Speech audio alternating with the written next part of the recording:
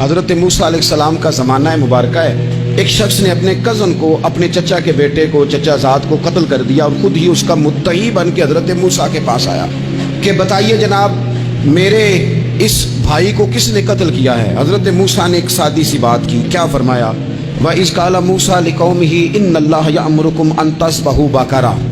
حضرت موسیٰ علیہ السلام نے اپنی قوم سے کہا کہ اللہ تمہیں حکم دیتا ہے کہ ایک گائے ذبح کرو، گائے کا کچھ حصہ مقتول کو مارو، وہ خود اٹھ کے بتا دے گا مجھے کس نے قتل کیا ہے۔ یہ پہلا سپارہ ہے قرآن مجید کا، آپ اس کو دیکھ لیں، یہ آیت نمبر 67 سے شروع ہو رہا ہے۔ تو اب وہ چونکہ ذبح کرنا نہیں چاہ رہا تھا، اس کو پتا تھا کہ مجرم تو میں خود ہوں، وہ ذبح چونکہ کرنا نہیں چاہ رہا تھا، اس سے کہا کہ مارو ایک حصہ گائے کا، اس کو تو یہ اٹھ کے بتا دے گا۔ تو اس نے جواب کیا دیا؟ قالوا اتتخذون ہزوا، یعنی لگا آپ میرے ساتھ مذاق کرتے ہیں، کبھی ایسا بھی ہوا ہے؟ قال اعوذ باللہ ان اکون من الجاہلین، حضرت موسیٰ علیہ السلام فرمانے لگے میں اللہ کی پناہ مانگتا ہوں میں جاہلوں میں سے ہو جاؤں۔ ہر وقت مذاق کرتے رہنا یہ تو جاہلوں کا طریقہ ہے۔ کن کا ہے؟ حضرت موسیٰ نے کہا ہے، قرآن پاک ہے، ہر وقت مذاق کرتے رہنا۔ خوش طبعی اور چیز ہے، مسکراتے رہنا، لیکن کسی کا مذاق ہر وقت اڑاتے رہنا کن کا طریقہ ہے؟ جاہلوں کا۔ جب کہا نہیں ذبح کرنی ہے تو اب ذرا دیکھیے کرنا نہیں نہ چاہ رہے، قالوا ادع لنا ربک یبین لنا ما ہی، کہنے لگے اے موسیٰ پھر آپ نہ رب سے دعا کریں کہ وہ ذرا کھول کے بتائے وہ گائیں کس طرح کی ہو، ارادہ نہیں نہ ذبح کر دیں، آپ دعا کریں۔ قال انہ یقول انہا بقرۃ لا فارض ولا بکر، فرمایا کہ رب کہتا ہے وہ گائے نہ بوڑھی ہو نہ زیادہ بچیا ہو، عوان بین ذالک، ان کے درمیان ہو، یعنی جوان گائے ہو۔ فافعلوا ما تؤمرون، کرو جس کا تمہیں حکم دیا جا رہا ہے۔ قالوا ادع لنا ربک یبین لنا ما لونھا، لو اگلی بات سن لو، کہنے لگے آپ دعا کریں رب سے کہ وہ کھول کے بتائے اس کا رنگ کس طرح کا ہو، رنگ بتائیں کس طرح کا ہو۔ قال انہ یقول انہا بقرۃ صفراء، فرمایا رب فرماتا ہے کہ صفراء رنگ کی ہو، یعنی گہرے زرد رنگ کی ہو، کہ رب فرماتا ہے اس طرح کی گائے ذبح کرو۔ فاقع لونھا تسر الناظرین، اور جب کوئی اسے دیکھے تو اسے اچھا بھی لگے، آنکھوں کو اچھی لگے وہ گائے، اس طرح کی گائیں ذبح کرو۔ لو اتنی باتیں بتا دی۔ قالوا ادع لنا ربک یبین لنا ما ہی، کہنے لگے نہیں آپ پھر دعا کریں اللہ ذرا کھول کے بتائے گائیں کس طرح کی ہو۔ ان البقرہ تشابہ علینا، ہمیں ذرا گائیں پر شبہ پڑ گیا ہے کس طرح کی ذبح کرنی چاہیے۔ وَإِنَّا انشاءاللہ لمہتدون، اگر اللہ نے چاہا تو ضرور ہم ہدایت پا جائیں گے۔ پھر اللہ تعالیٰ نے فرمایا کہ قال انہ یقول انہا بقرۃ لا ذلول تثیر الارض، گائیں اس طرح کی ہو کہ وہ کبھی کھیتی میں نہ چلائی گئی ہو، یعنی اس کو کبھی کام نہ اس سے لیا گیا ہو۔ بیل کو لوگ لگاتے تھے نا، جو کام آج ٹریکٹر سے لیا جاتا ہے وہ گائے بیل سے لیا جاتا تھا، تو وہ کھیتی باڑی کے کام نہ اس کو لگایا گیا ہو، ولا تسقی الحرث، اور نہ اس سے پانی نکالا گیا ہو، نہ کھیت چلانے ہل چلانے میں لگائی گئی ہو، اور وہ جو کنواں ہوتا تھا جس کے گرد گائیں گھومتی تھی، تو کہا وہ بھی کام اس نے نہ کیا ہو گائے نے۔ مسلمۃ لا شیۃ فیہا، وہ ہر عیب سے پاک ہونی چاہیے۔ قالوا الآن جئت بالحق، اب کہنے لگے اب آپ صحیح بات لے کے آئیں، اب سوال ختم ہو گئے نا، کہنے لگے اب آپ بات فذبحوہا، انہوں نے ذبح کر دی۔ وما کادوا یفعلون، پر ایسا کرتے نظر آتے، لگتا نہیں تھا کریں گے ذبح پر ذبح۔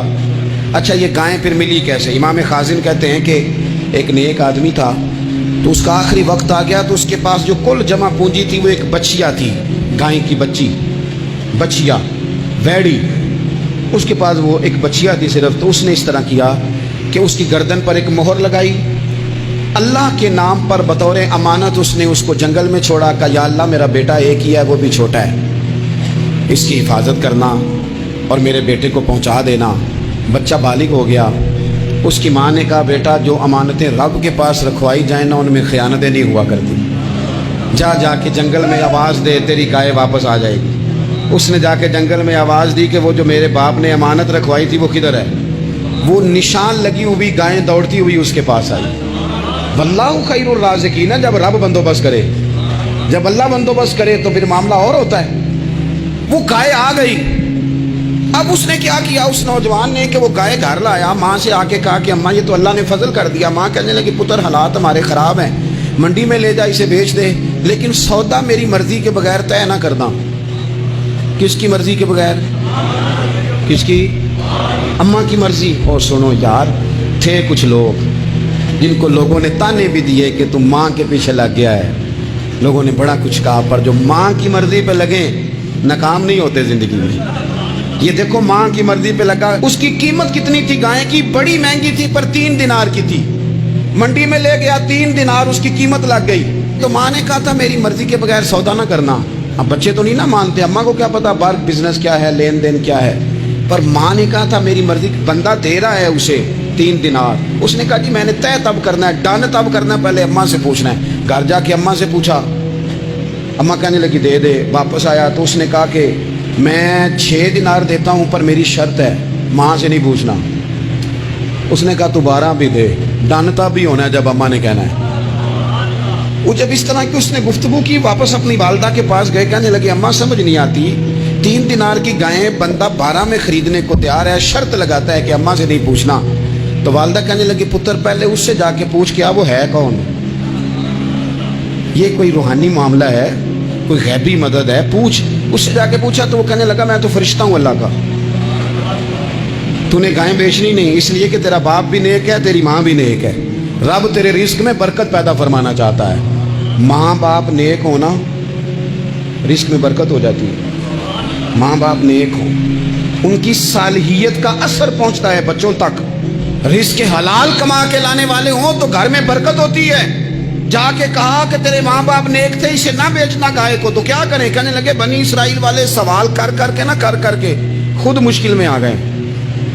اب وہ ایسی گائے جو جوان بھی ہو، یہاں تو ہر غریب آدمی اپنی گائیں یہاں لگا دیتا ہے، کھیتی باڑی میں یہاں لگا دیتا ہے، کنویں میں پانی نکالنے میں، تو یہاں تو ہر ایک کی گائیں. تو ایسی گائیں جس کا رنگ بھی اتنا پیارا ہو، زیادہ بوڑھی زیادہ بچی بھی نہ ہو، اور ابھی تک کھیت میں بھی نہ لگی ہو، وہ سوائے تیرے کہیں نہیں ہے.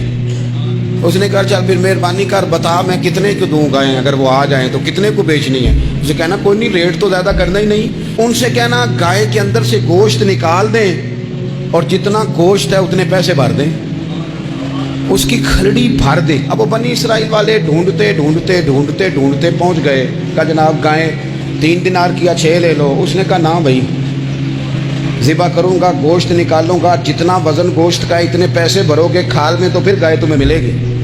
اب مجبور تھے، کیا کرتے؟ ابن کثیر حدیث لائے ہیں، امام سیوطی نے در منصور میں بھی لکھی ہے. نبی پاک صلی اللہ علیہ وسلم نے فرمایا سنو جوانوں، اور اسے دل کی تختی پہ لکھو.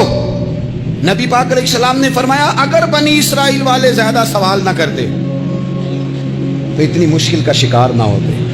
انہوں نے سوال اتنے کیے کہ چارہ نہیں ہے اب ان کے لیے، چارہ نہیں ہے اب ان کے لیے کہ یہ ادھر ادھر جا سکے. مجبوری بن گئی، یہی گائے خریدنی ہے، یہی لے جانی ہے.